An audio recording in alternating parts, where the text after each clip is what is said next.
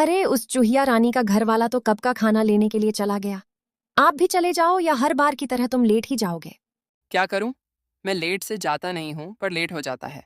बस बस, राजेश खन्ना का डायलॉग मारने से तुम राजेश खन्ना नहीं बन जाओगे। जल्दी जंगल जाओ और घर के लिए राशन लेकर आओ। ठीक है, मैं जंगल जाता हूं। तुम यहाँ पर अकेली बोर हो जाओगी, इसलिए तुम चूहिया रानी के पास चली जाओ। वो तुम्हारी दोस्त भी है और तुम्हारा अच्छा खासा वक्त भी कट जाएगा। अरे, तुम मुझको क्या ध्यान दिला रहे हो? मैं तो रोजाना ही चूया रानी के घर पर जाती हूँ, तुम्हारे जंगल चले जाने के बाद।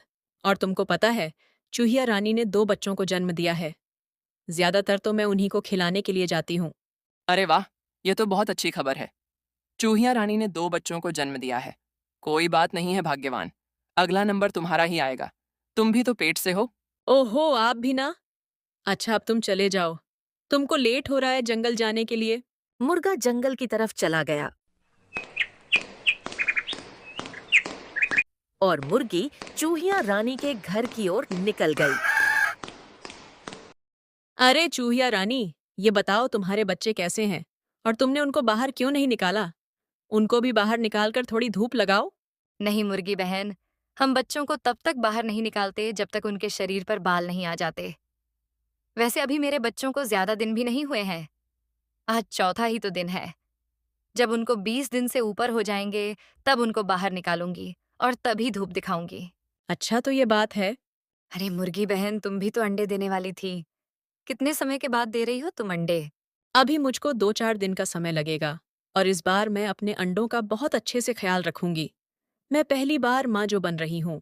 वैसे बहन, तुम्हारे बच्चों को तो शिकारी जानवरों से कोई भी खतरा नहीं होगा, क्योंकि तुम तो अपने बच्चों को बिल में रखती हो। लेकिन मुझको तो अपने आने वाले बच्चों के लिए बहुत ज्यादा डर लगा रहता है, क्योंकि हम अपने अंडे खुले में देते हैं और यही कारण है कि हमारे अंडों पर शिकारी अपनी नजरें बनाए हुए रहते हैं। ऐसी बात नहीं है मुर्गी बहन। जीना मरना ऊपर वाले के हाथ में होता है। तुम्हारे जैसे और बहुत से पक्षी हैं जो अपने अंडे जमीन पर देते हैं। इसलिए तुमको ज्यादा चिंता करने की आवश्यकता नहीं है। जो होगा अच्छा ही होगा। अच्छा, तो आप दोनों यहाँ पर बातें कर रही हो। मैंने तुमको पूरे बिल में देख लिया, लेकिन तुम मुझको कहीं नहीं मिली। बच्चों ने बताया कि तुम मुर्गी आंटी से बातें कर रही हो, इसलिए मैं यहाँ पर आ गया। मैं तुम्हारे पसंद के अखरोट ले आया हूँ और मैंने उनको बिल के तहखाना में रख दिया है। जब तुम बिल के अंदर जाओ तो खा लेना और बच्चों को भी खिला देना। अच्छा, चूहिया रानी, मिंटू भाई साहब तो खाना लेकर आ गए हैं। शायद मेरे पति भी आ गए होंगे। अब मैं घर चलती हूँ। अच्छा ठीक है। इस अवस्था में अपना अच्छे से ख्याल रखना और अंडों के लिए कोई सुरक्षित जगह तलाश कर लेना।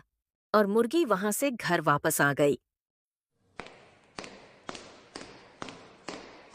अरे वाह! आप मेरे लिए कैरी लेकर आए हो।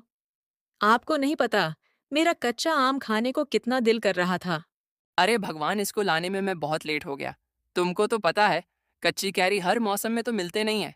इसलिए अब मौसम आया है तो मैं तुम्हारे लिए इस सीजन का सबसे पहला कैरी तोड़कर लाया हूँ।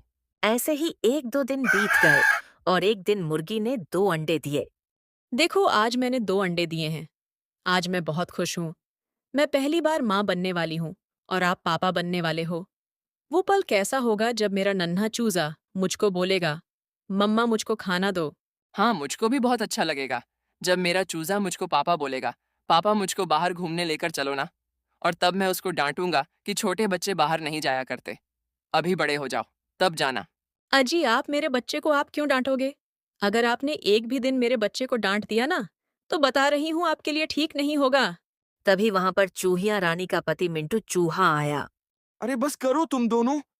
पहले अंडों में से चूजों को तो बाहर आने दो, तभी झगड़ा कर लेना। अरे मिंटू भैया, देखो मैंने 2 अंडे दिए हैं। तुम चूहिया रानी को बता देना। अरे मिंटू, चूहा कैसे हो? और घर पर सब ठीक ठाक? हाँ, घर पर तो सब ठीक है। मैं मक्का लेने के लिए जा रहा था, सोचा आप लोगों को भी बता दो। क्या कहा? मक्का? वो तो हम दोनों की काफी फेवरेट है। चलो हम भी तुम्हारे साथ चलते हैं। और वो दोनों मक्का लेने के लिए मिंटू चूहा के साथ चले जाते हैं। और कुछ समय बाद वो वापस आए तो उनको घोंसले में अंडे नहीं मिले। अरे, मेरे अंडों को कौन ले गया? मैं यहीं पर छोड़कर गई थी। मेरे 2 अंडे थे। पता नहीं कौन ले गया। हे भगवान! जब तुझको मुझसे अंडे ही छीनने थे, तो फिर तुमने मुझको अंडे दिए क्यों थे? मुझको तो बहुत ज्यादा डर लग रहा है। पता नहीं किसने हमारे अंडों को चुरा लिया। मुझको कितनी आशा थी कि मेरे नन्ही चूजे मुझको माँ कहकर बुलाएंगे। अरे भाग्यवान, अब तुम चुप हो जाओ। कोई बात नहीं है, तुम शाम को और अंडे देना, तब हम फिर से माँ बाप बन जाएंगे। और फिर से किसी ने मेरे अंडों को चुरा लिया तो? अरे जरूरी थोड़ी है, एक बार जो हो गया वो हमारे जीवन में दोबारा भी हो सकता है किसी की गलती से हो गया हो। अब हम क्या इस गलती की डर से अंडे नहीं देंगे? तुम अंडे देना, सब अच्छा ही होगा। तो ठीक है, मैं शाम को फिर से अंडे दूंगी। और मिंटू चूहा दौड़ते हुए चूहिया के पास आया। अरे आप तो खाना लेने गए थे, फिर आप वापस क्यों आ गए? हाँ, गया तो था, लेकिन रास्ते में मुझको पता चला कि तुम्हारी सहेली मुर्गी ने 2 अंडे दिए थे और उनको किसी ने चुरा लिया है। बस यही बुरी खबर लेकर मैं तुमको बताने के लिए आ गया। हे भगवान, उस बेचारी के साथ इतना बुरा क्यों कर दिया? वो कितनी खुश रहती थी अपने अंडों और चूजों के बारे में सोचकर, और उसको खुशियां मिलने से पहले ही तुमने उसकी खुशियों को छीन लिया। जिसने भी यह काम किया है, वो बहुत ही दर्दनाक मौत मरेगा। देखो, आज मैंने फिर से 2 अंडे दिए हैं। एक काम करते हैं, हम खाना इकट्ठा कर लेते हैं। फिर अंडों में से चूजे निकलेंगे तो हम पर खाना लेने बाहर नहीं जाया जाएगा। हाँ, तुम ठीक कहती हो। चलो, हम कुछ ही दिनों में बहुत सारा खाना इकट्ठा कर लेंगे, और फिर तुमको कल भी तो अंडे देने हैं ना। हाँ, हमारे लिए यही तो मुसीबत है। हम लगातार ही अंडे देते हैं। काश हम भी और पक्षियों की तरह एक बार ही अंडे देते। कोई बात नहीं है, प्रकृति जो भी करती है अच्छा ही करती है। चलो, अब हम खाना लेने के लिए चलते हैं। और दोनों खाना लेने के लिए जंगल चले गए। और उन्होंने आकर देखा कि उनके अंडे घोंसले से गायब थे। हे भगवान, फिर से किसी ने हमारे अंडे चुरा लिए। कौन है जो मेरे अंडों को चुराकर ले जा रहा है? अगर हमने इस चोर को नहीं पकड़ा, तो हमको कभी भी माँ-बाप बनने की खुशी प्राप्त नहीं होने देगा। इसीलिए कुछ भी हो जाए, उस चोर को हम पकड़कर ही रहेंगे। तुम चिंता मत करो, कल हम उस चोर को पकड़ ही लेंगे। तुम यहीं पर रुको, मैं कुछ जुगाड़ करके लाता हूँ उस चोर को पकड़ने के लिए। और मुर्गा उन अंडों के जैसे दिखने वाले 2 पत्थर उठाकर ले आता है और उनको घोंसले में रख देता है। ये मैं 2 पत्थर लेकर आया हूँ जो बिल्कुल अंडों के जैसे दिखते हैं। अब एक काम करो, तुम और मैं किसी पेड़ के पीछे छुप जाते हैं, और जो कोई भी चोर होगा वो इसको खाने के लिए जरूर आएगा। फिर हम इसको अच्छा मजा चखाएंगे।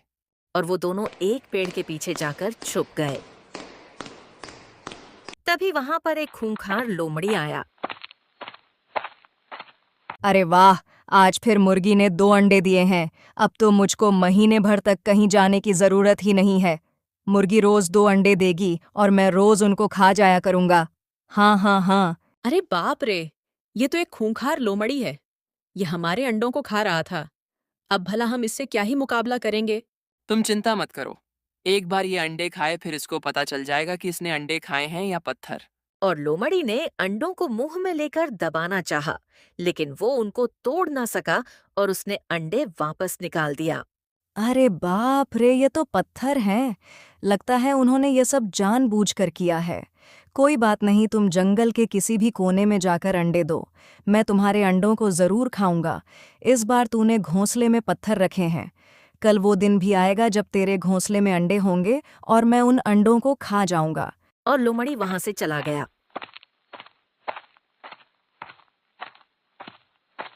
तभी घोंसले के पास मुर्गा और मुर्गी आई।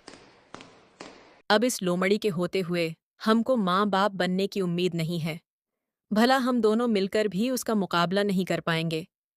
वो तो बहुत खूंखार है, और हम दोनों उड़ भी नहीं सकते जो इस जंगल को पार करके दूसरे जंगल में चले जाएं। अगर इस जंगल से पैदल चलकर भी जाएं, तो हमारी उम्र निकल जाएगी, लेकिन यह जंगल खत्म नहीं होगा। आखिर अब हम करें भी तो क्या करें? तुम बिल्कुल भी चिंता मत करो, ऐसी कोई समस्या नहीं होती जिसका हल ना हो। मैं इस समस्या का भी हल जरूर निकाल लूंगा। तुम चलो मेरे साथ। और वो मुर्गी को लेकर दूर एक बाघ की गुफा पर आ गया। अरे, ये तो बाघ की गुफा है। आप यहाँ पर क्यों आए हो? बाघ तो बहुत ज्यादा खतरनाक होता है। यहाँ से चलो वापस। खतरनाक होता है तभी तो यहाँ पर आए हैं। तुम चिंता मत करो, चलो मेरे साथ। वो दोनों बाघ की गुफा में गए और बाघ उनको देखकर चौंक गया। अरे कौन हो तुम दोनों और मेरी गुफा में क्यों आए हो? तुमको अपनी जान की जरा सी भी फिक्र नहीं है जो यहाँ पर मरने के लिए आ गए हो। महाराज, आपकी जान से ज्यादा कीमती थोड़ी है। क्या मतलब है तुम्हारा? हमारी जान तुम्हारी जान से ज्यादा कीमती है? क्या कहना चाहते हो? साफ साफ बताओ। महाराज, आपके पड़ोसी दुश्मन शेर खान ने आपके जंगल के लोमड़ी को आपको मारने की सुपारी दी है, और लोमड़ी आपको मारने के लिए कल आपकी गुफा में आने वाला है। क्या कहा तुमने? एक गीदड़ लोमड़ी हमको मारने के लिए आने वाला है? भला अब हमारे इतने बुरे दिन आ गए हैं जो एक गीदड़ भी हमको मारेगा? अरे उसके जैसे 10 गीदड़ भी आ जाए तब भी हमारा मुकाबला नहीं कर पाएंगे। उस गीदड़ ने उस शेर खान से सुपारी ली, जरूर है, लेकिन वह सुपारी को खा नहीं पाएगा, क्योंकि हमारी सुपारी लेने वालों के हम दांत तोड़ देते हैं। अरे महाराज, दांत तोड़ने से कुछ नहीं होगा। उस गीदड़ को तो जान से मार दो। जंगल का कोई दूसरा जानवर ये गुस्ताखी करने के बारे में सोच ना सके। आने दो उस गीदड़ को। गुफा में घुसते ही उस गीदड़ का वो आखिरी दिन होगा। और वो दोनों अपने घोंसले के पास आ गए और उन्होंने देखा कि वो गीदड़ लोमड़ी घात लगाए एक पेड़ के पीछे बैठा है। तो उन्होंने गीदड़ को गुफा में ले जाने का प्लान बनाया। अजी सुनते हो, मुझको अंडे देने हैं। अगर आप मेरे अंडों की रक्षा कर सको तो मैं इसी घोंसले में अंडे दे दूं। नहीं, तुम इस घोंसले में अंडे मत दो। अब से हम उस खूंखार बाघ की गुफा में अंडे देंगे। अगर वो बाघ आ गया तो वह तो हम दोनों को ही खा जाएगा। अरे, अब वो बाघ कभी नहीं आएगा। उसके दुश्मन शेर खान ने उसको मार दिया है। अरे वो बाघ मारा गया, ये तो बहुत ही अच्छी खबर है। उस गुफा में तुम दोनों अंडे देने वाले हो। मैं उस गुफा में से भी तुम्हारे अंडों को खा जाऊंगा। हाँ हाँ हाँ। चलो, मैं तुमको यहाँ पर अंडे नहीं देने दूंगा। आओ मेरे साथ। और वो दोनों बाघ की गुफा में चले गए। महाराज, अब आप सचेत हो जाओ। वो गीदड़ कुछ ही समय में यहाँ पर आने वाला है। इस बार वो गुफा से जिंदा नहीं लौटना चाहिए। आने दो उसको, मैं पूरी तरह से तैयार हूं। और लोमड़ी भी उनके पीछे पीछे बाघ की गुफा में चला गया। आ गए। मुझको तो तुम्हारा ही इंतजार था। तुम जिंदा हो? तुमको तो तुम्हारे दुश्मन शेर खान ने मार डाला था। तुम जिंदा कैसे बच गए? मैं तो जिंदा बच गया, लेकिन आज तू जिंदा नहीं बचेगा। और इतना बोलकर बाघ ने उस गीदड़ लोमड़ी के ऊपर हमला कर दिया और कुछ क्षण में उस गीदड़ को मौत के घाट उतार दिया।